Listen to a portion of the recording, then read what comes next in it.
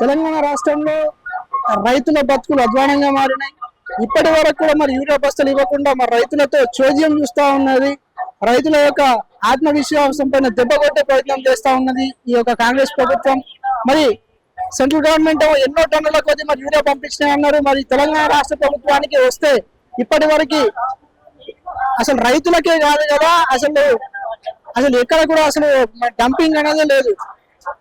అసలు ముఖ్యంగా యూరియా కోసం రైతు పడిగాపులు కాస్తా ఉంటే వారం నుంచి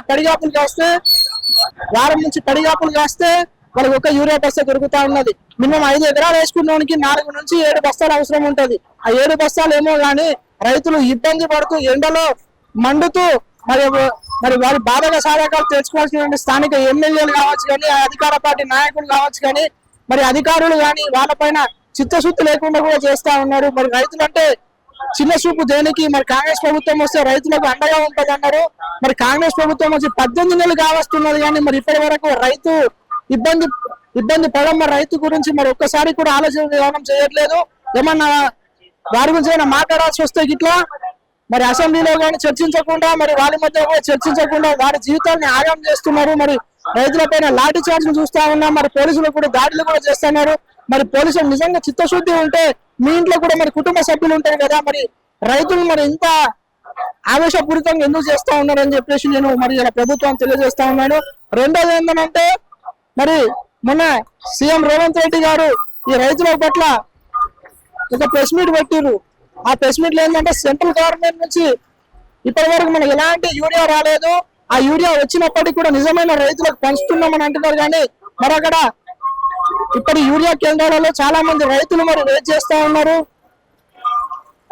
మరి అలాంటి రైతుల్ని గుర్తించకుండా మరి రైతుల పట్ల కామెంట్ చేస్తా ఉన్నావు.